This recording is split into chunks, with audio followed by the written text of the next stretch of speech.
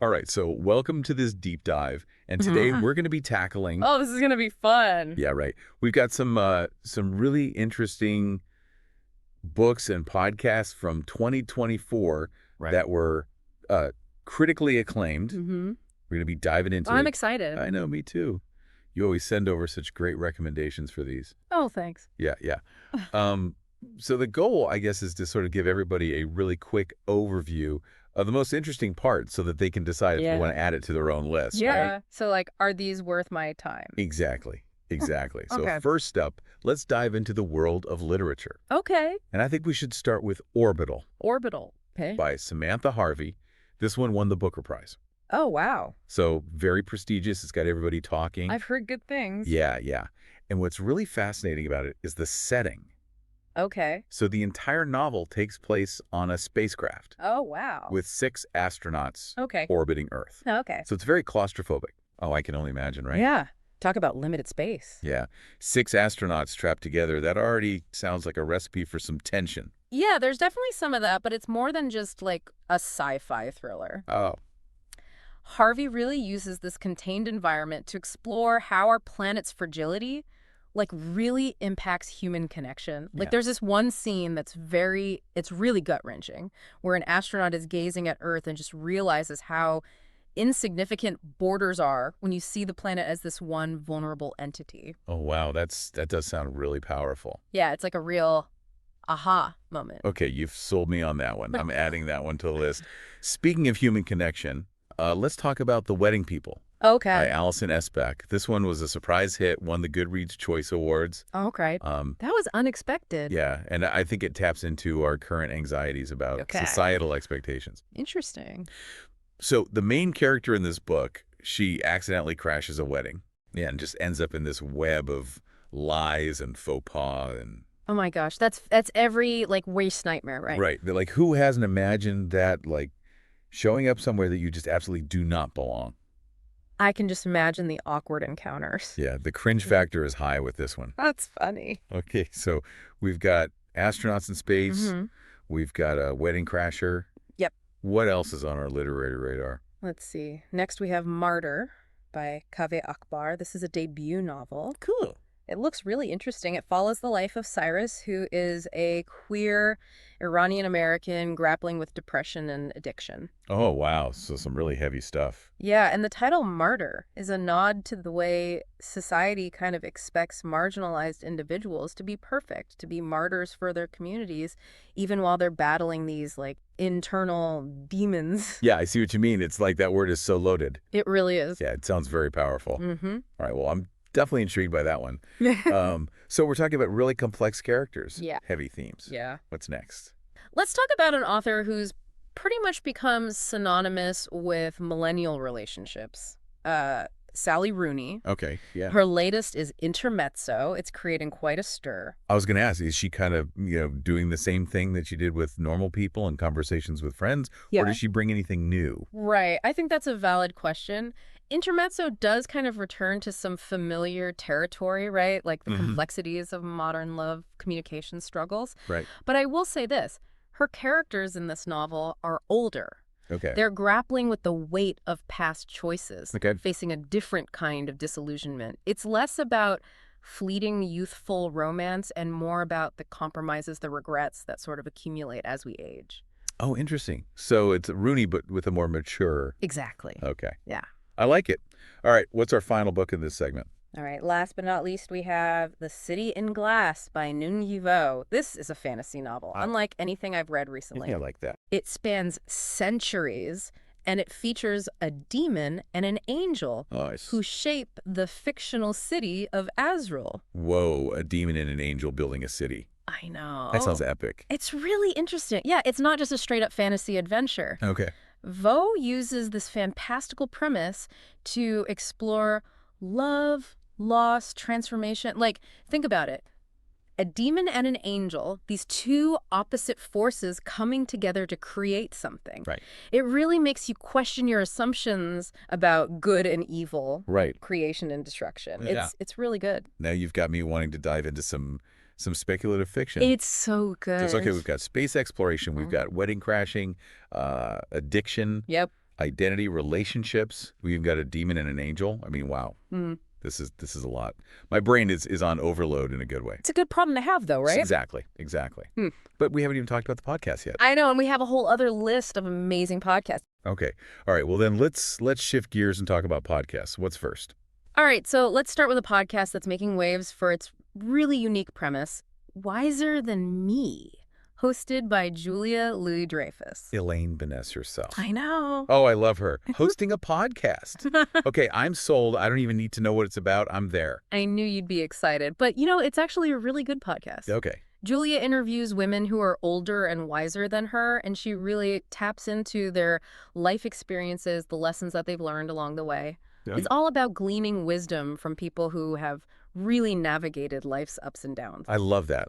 It's like a masterclass in life lessons. Exactly. Okay, sign me up. All right, what's next? All right, get ready for some laughs because we're heading over to the UK Well, for Three Bean Salad. This is a comedy podcast, as chaotic as its name suggests. Oh, that sounds right up my alley. British humor, I love it. I know, right?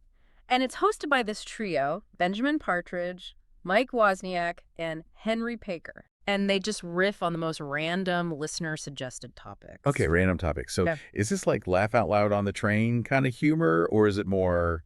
Oh, no, it's definitely laugh out loud. Like, there was this one bit where a listener asked what they would do if they were shrunk to the size of a pencil. Okay. And Wozniak immediately was like, oh, I'd finally be able to fit into those skinny jeans I've had my eye on. Oh my gosh, that's great. Okay, I need this podcast in my life. I knew you'd appreciate that one. Okay, Three Bean Salad, check. Okay. Now, let's talk music. Okay. Switched on Pop, you had mentioned, Yes. I'm always down to discover new tunes. What is this all about? It's not just about listening to music. Yep. It's about understanding it. Musicologist Nate Sloan and songwriter Charlie Harding, they break down popular songs explaining the musical concepts that make them work. Like, they did a whole episode on Billie Eilish Oh, wow. and how she uses these, ASMR, vocal techniques to create that intimate, almost whispered sound. I never thought about that. That's so interesting. I love how podcasts can really reveal all these, hidden layers of things that we just kind of take for granted. I know, right? Okay, Switched on Pop, it's on the list. All right, so we've got wisdom, we've got British humor, Uh-huh. music analysis. What else? Okay, now we have one that taps into our fascination with, the darker side of human nature. Crime Junkie. Oh, yeah, I've heard of Crime Junkie. That's super popular. It's so popular, and for good reason. Ashley Flowers and Britt Prawat, they cover a different true crime case each week. They really dive into the details and, offer their analysis. Okay, this sounds really interesting, but I also get kind of squeamish. Is it super graphic? You know what? They don't shy away from the facts, but their focus is more on the investigative process and giving a voice to the victims. Okay. They handle the material really sensitively. Okay, good. Yeah, that makes me feel better. Okay, so it's like true crime, but with a purpose. Exactly, yeah. Okay, I can handle that. All right, so we've got a podcast for every mood at this point. What is our final pick? All right, for our last stop, let's get brainy. Ologies, hosted by Ollie Ward. Ologies. Each episode features a different ology, so think anthropology, volcanology, you name it. Okay. I mean, I'm intrigued, but those words sound a little intimidating. I know, right? Is this accessible to someone who's not a science whiz? That's what's so great about ologies. Okay. Ailey is incredibly engaging, very funny, Okay. and she really has a knack for explaining complex concepts in a way that anyone can understand. Right. There was this episode on dendrochronology. What is that? It's the study of tree rings. Okay. And I learned that you can actually trace historical events through tree rings. Wait, what? I know, it's fascinating. It's so cool. Okay, you officially have me hooked on ologies. That's going on my list. It's so good. Wow. Okay. So we've covered a lot of ground in this first part of our deep dive. I know, right? Award-winning novels, side-splitting podcast, It's a good mix. and I feel like we're just getting started. Yeah, we've only just scratched the surface. This is great. There's so much more to explore. All right. Well, let's give everybody a moment to digest all this information, Good idea. and we'll be back with part 2 of our epic journey through the best books and podcasts of 2024. Can't wait. Welcome back to our deep dive into the best books and podcasts of 2024. We covered so much in the first part. I'm still thinking about some of these recommendations. You need to. It's amazing to me how all of these works, whether it's a fictional story or, real life investigations or whatever, they can offer such profound insights into the human experience, you know? Yeah, absolutely. I'm with you on that one. And speaking of profound insights, that Wiser Than Me podcast has really stuck with me. Yeah. Just the idea of Julia Louis-Dreyfus, Mhm. you know, sitting down with these older women, gleaning wisdom from their life experiences that just really appeals to me. Yeah, it's a really cool concept. I think what I like about it is how it manages to like seamlessly blend entertainment and genuine learning. Right. Like, you've got Julia with her humor and her charm, which just makes the whole thing really accessible, but the message is still there. It's powerful. Yeah. We can learn so much from those who have already walked the path, right? Right, exactly. It's like a reminder to value the voices of our elders, Mm-hmm. in a world that's constantly focused on like youth and novelty and whatever's the latest trend. Yeah. It's refreshing to see a podcast celebrating the richness of experience and the wisdom that comes with age. I agree. So I'm definitely adding Wiser Than Me to the top of my list. What about you? Were there any moments in the podcast that like particularly resonated with you? There was this one interview with a woman who had lived through some really challenging times, war, displacement, just loss and tragedy. And yet she was talking about finding resilience, even joy in the smallest things. It just really made me think differently about, what it means to overcome adversity. Wow. Yeah. Okay. Well, enough for the serious stuff for a second. Let's talk about something that's guaranteed to make us laugh. Okay, yeah. Three Bean Salad. Yeah. I mean, you mentioned they actually won a comedy award. They did. They won Best Comedy Podcast at the Chortle Awards in 2024. That's awesome. Yeah, and I mean, it's well-deserved. Their humor is so quick, so unexpected. Yeah. I love unexpected humor. That's my favorite. I mean, you shared that hilarious bit about the skinny jeans. Was there anything else that, like, stood out to you? Give me another dose of Three Bean Salad Gold. Okay. There's this one. It had me in stitches. A listener asked them to imagine they were a sentient household appliance. Okay. Partridge, he immediately jumped in and said, I'd be a toaster, so I could watch people's bread get darker and darker while judging them silently. Oh, my God. I can just picture him saying that. I'm sold. Three Bean Salad is going on my list. All right, let's switch gears and talk about music. Switched on pop. You were telling me about how they broke down Billie Eilish's, like, ASMR-like vocals, which I thought was fascinating. Can you give me another example of, like, their musical analysis? Sure. They did this really cool episode on Lil Nas X's Old Town Road Oh, yeah. about how it really blurred those genre lines, right? It blended country and trap. Right, very unique. And they argued that the song's success, it wasn't just because it was catchy, though it is, obviously, but it was also about how it challenged our preconceived notions of what belongs in each genre. Right. It broke the mold. Totally. That's so interesting. I love how they tie, like, music into bigger cultural conversations. Yeah. It's like they're not just analyzing songs, they're kind of analyzing society. Yeah, totally. I like that. Yeah. All right, well, Switched on Pop is a must listen. Now, I'm kind of curious about Crime Junkie. I've always been fascinated by true crime, but, sometimes it can get a little overwhelming for me, all the darkness and... I get it, yeah. What I appreciate about Crime Junkie is that while they do tell you the details, right, they don't sugarcoat it, their focus is always on the victims. Okay. And the pursuit of justice. They even have this segment in each episode called Lessons Learned, where they offer practical safety tips for listeners. Oh, that's smart. Yeah, it's not just about sensationalizing the crimes, it's about raising awareness and empowering people. Right. Okay, that definitely makes me feel a little bit better about it. I mean, it makes sense why Crime Junkie has such a loyal following. Yeah, it's true crime with a purpose. I like that. Okay. Oh, thanks. Crime Junkie it is. All right. Now, ologies. I'm still reeling from the fact that you can, like, learn about historical events through tree rings. What other mind-blowing ologies have you encountered through this podcast? Okay, well, there is this episode on vexillology. That's the study of flags. Vexillology, okay. Which totally blew my mind. I mean, I just never thought about flags before, Right. But apparently they're not just random designs. They're packed with symbolism, history, psychology. I mean, it's a whole world. I never knew that. You're right. I just kind of always took them for granted. Yeah. Vexillology. That's going in my back pocket for trivia night. Okay. You've convinced me.